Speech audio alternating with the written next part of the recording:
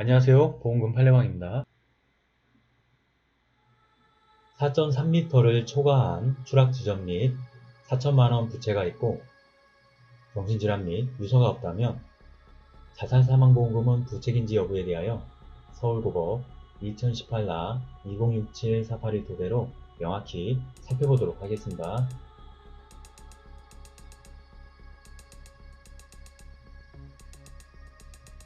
우선 기초사실에 따르면 피보험자 망인은 2017년경 상해사망보험을 가입하였고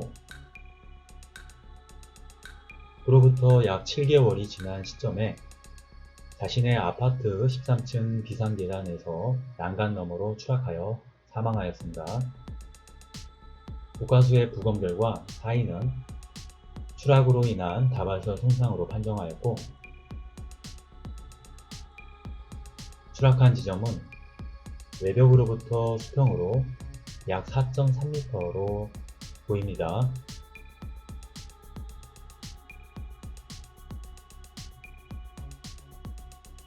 보험금 지급 채무의 존재 여부, 가, 보험사고에 해당하는지 여부, 관련 법리, 상해보험사고의 요건 중 우연성이란 고의에 의하지 않고 예견치 않은 우연한 사고를 의미하며 이는 수익자가 증명할 책임이 있습니다.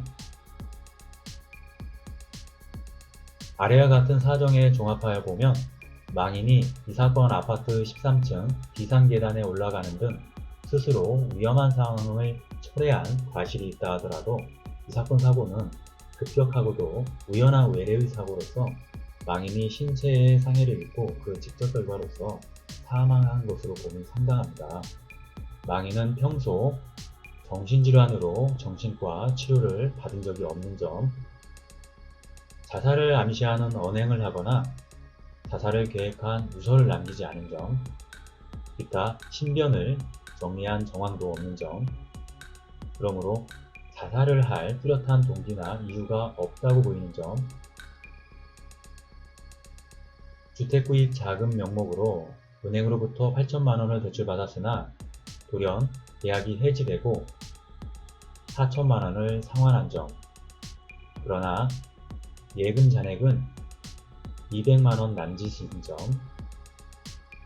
4천만원 채무 존재라는 경제적 사정만으로는 망인이 자살 충동을 갖게 될 정도로 경제적으로 궁핍했거나 경제적 어려움에 처해 있었다고 단정하기 어렵습니다. 또한 비상계단의 난간 높이는 약 115cm이고 망인의 키는 172cm입니다. 그러므로 망인의 신체의 무게중심인 즉 약 97.6cm,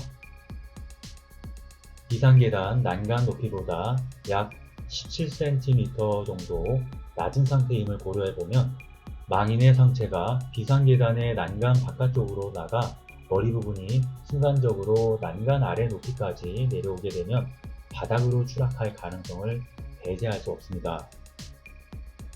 또 비상계단 쪽에 놓인 화분을 밟고 올라섰을 경우에는 무게중심의 높이가 비상계단의 난간보다 위에 위치하게 되고 위와 같이 상체를 비상계단 난간 밖으로 이동시키는 것이 보다 수월해 상황에 따라 추락할 가능성이 상당히 있습니다.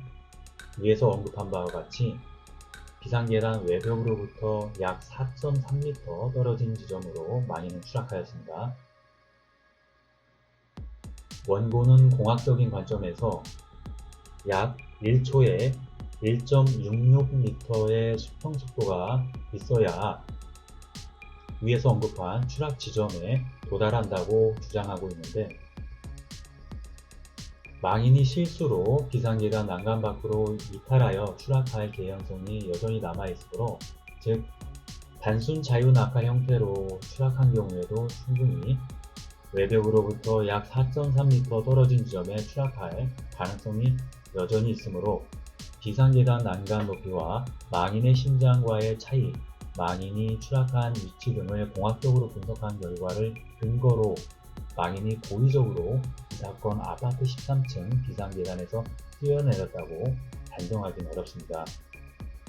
망인이 사고 당시 그 상황을 목격한 사람이 없을 뿐만 아니라 늦은 밤에 망인이 추락하면서 본능적으로 지르는 소리를 청취한 아파트 주민조차 찾을 수가 없습니다. 이 사건에 있어서 망인의 경제상태, 이 사건 각 보험계약의 보험가입 시기와 이유, 보험금 취득 경력 유무 등에 관하여 특별한 사정을 찾아볼 수 없는 이상 망인의 주거지인 5층이 아닌 13층 비상계단에서 망인이 추락하였고 이 사건 사고 전후의 정황을 직접적으로 목격한 사람이 없다고 하여 이 사건 사고의 우연성을 부정하기는 어렵습니다.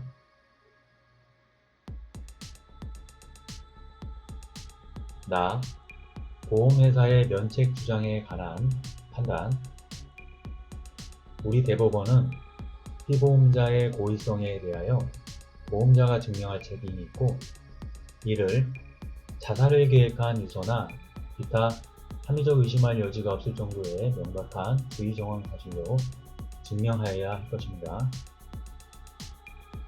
망인이 사망이라는 결과를 의도하였다거나 예견하였다고 보기 어려운 이상 이 사건의 사고를 고의에 의한 사고로 볼 여지는 없고 원고가 주장한 사정이나 제출한 증거들만으로는 이 사건 사고가 피보험자인 망인이 고의로 자신을 해친 경우에 해당한다고 보기는 어렵고 증거는 부족합니다. 따라서 원고는 피고에게 상해사망보험금을 지급할 책임이 있습니다. 2심 판결문 지적. 기록에 의하면 1. 망인이 은행으로부터 주택자금 8천만원을 대출받았고 돌연 계약 해지 후에도 여전히 4천만원은 상환하지 못하였고 통장잔고는 200만원밖에 존재하지 않는다는 점에 대하여 1심, 2심은 경제적인 이유로 자살한 것은 아니라고 추정하였으나 필자가 보건대 충분히 자살 동기가 되고도 남는 점. 2. 밑에서 이미 담배를 피웠으므로 또 담배를 피울 생각도 없이 굳이 주거지 5층에서 13층까지 올라서 화분을 밟고 올라서 몸을 아래로 깊이 숙여 주차장 등을 바라봐야 할 이유가 없어 보이는 점. 3.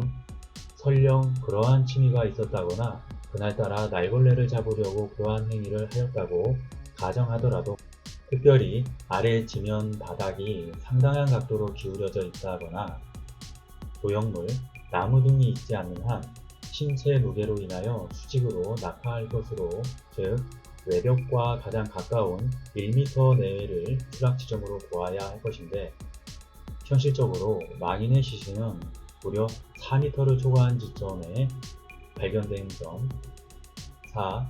원고의 주장대로 공학적인 관점에서 망인이 고의로 멀리서 약 1.66m/s의 수평속도의 운동 에너지를 발생시키면서 화분을 도움닫기 용도로 밟고 그 반동으로 난간을 넘어 추락한 것으로 추정되는 점.